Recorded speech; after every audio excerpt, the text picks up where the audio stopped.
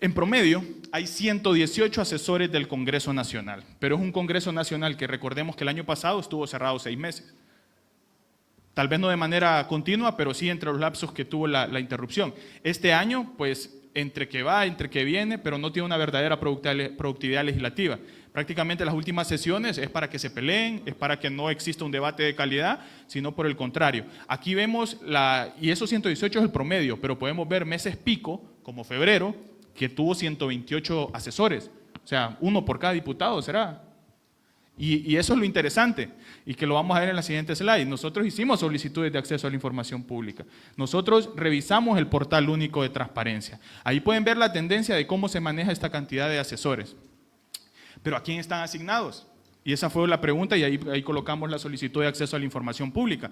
¿A quién están asignados? Si esa asignación dependía directamente a los diputados del Congreso Nacional, y la respuesta fue que están asignados a bancadas, a gerencias, a comisiones especiales y para generar algún tipo de asesoría a proyectos. Pero nosotros sabemos cómo funciona, entrevistamos a algunos de los diputados del Congreso Nacional y nos dicen que sí, que si usted está bien con la administración actual, le pueden generar o le pueden colocar hasta 3 asesores, imagínense. Entonces ya eso nos dice también de que no todos los diputados tienen una persona que les asesore, sino que depende también de las cuotas clientelares y político-partidarias que se manejan dentro del Congreso Nacional. Entonces, desde ahí estamos viendo de que la información, una, no es real, o dos, es entregada a medias con medias verdades. Entonces, desde ahí también estamos viendo. Y lo otro, solicitamos nuevamente la información para conocer a cuántos hay por comisiones, a qué comisiones, cuántos están asignados a gerencias, cuántos están asignados a bancada, y nos dijeron que esa información ya había sido contestada o que nos remitiéramos al portal único de transparencia. Eso no existe ahí. Y aquí vamos a ver en porcentaje, así cobran los asesores, de un promedio de 118 asesores, y ahí hay un error, un 68% gana entre 31,000 a 60,000 empiras. Eso es lo que están cobrando los asesores, y que lo podemos ver en este gráfico circular, en donde vemos que ese 68% aglutina entre 31 a 60,000, un 5% entre 61 a 100,000 y un 27% entre 15,000 y 30,000 empiras. Y ahí también, y no es condicionar, si estamos hablando de asesores, es que yo estoy hablando de un experto, de una persona que va a venir y le va a ilustrar al diputado, a la comisión, a la bancada, a la gerencia legislativa. Yo no creo que un asesor, realmente un asesor cualificado, cobre 15,000 empiras.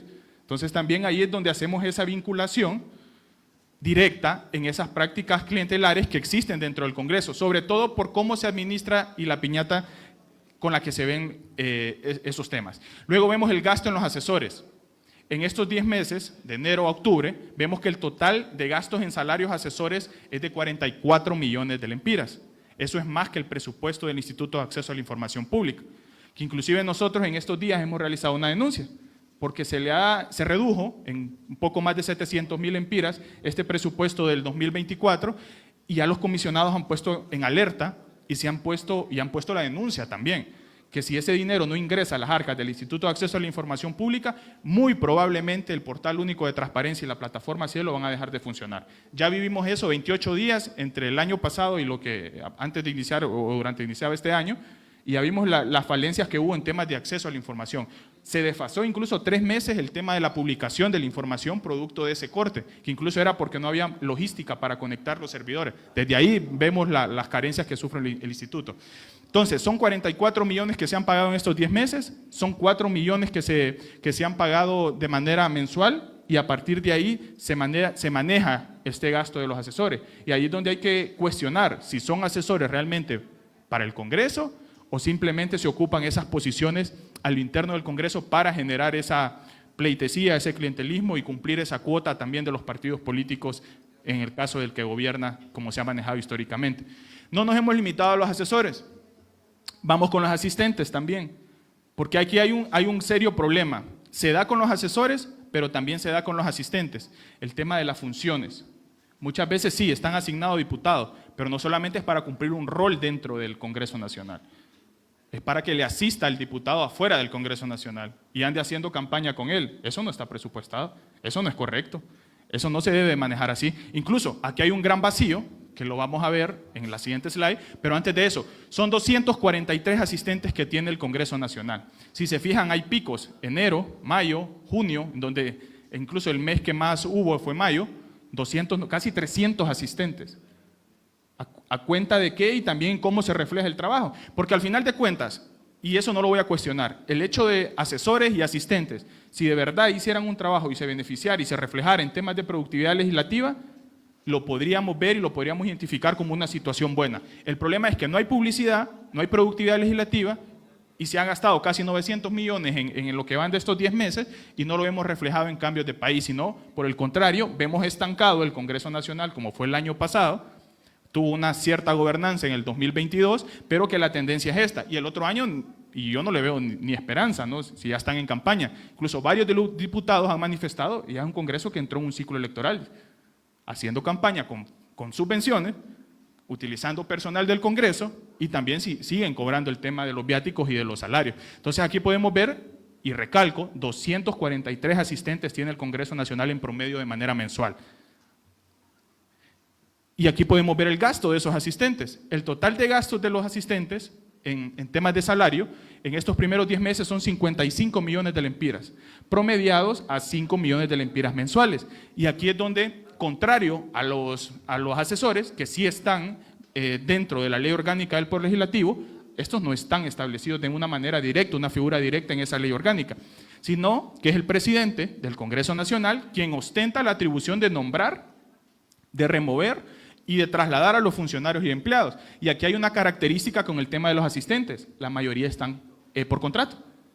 Uno, para condicionar la forma en que se trabaja, el apoyo a los diputados y también porque es más fácil removerlos, ¿no?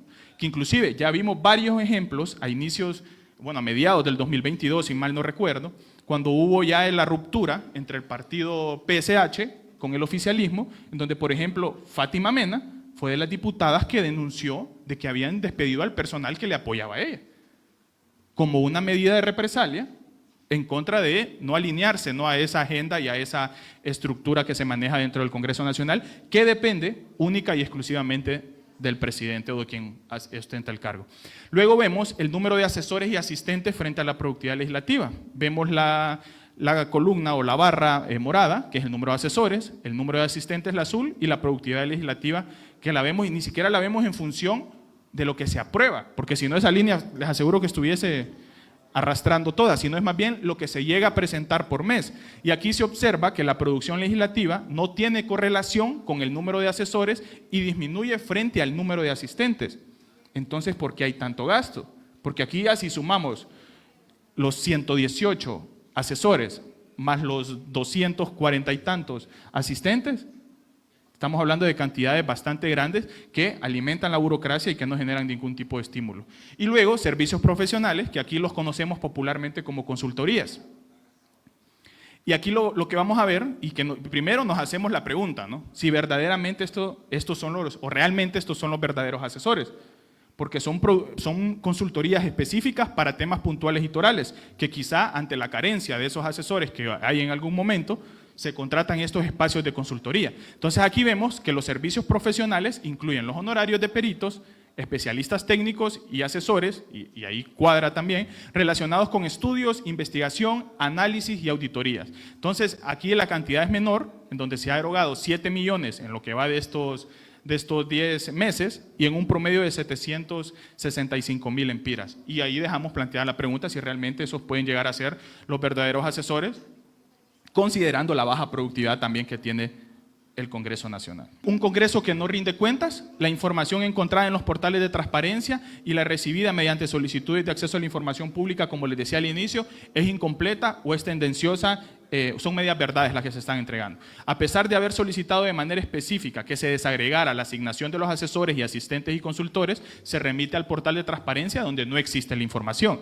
Luego hay un tercero, en algunos casos la información que se presenta es dudosa, puesto que en la respuesta de las solicitudes de información se menciona que no hay asesores asignados directamente a los diputados y se ha constatado mediante entrevistas con ex colaboradores, con colaboradores actuales y con diputados que en efecto hasta 3 diputados, según la cercanía que usted tenga, se le pueden asignar a cada uno, hasta 3 asesores se le pueden asignar a cada uno de los diputados.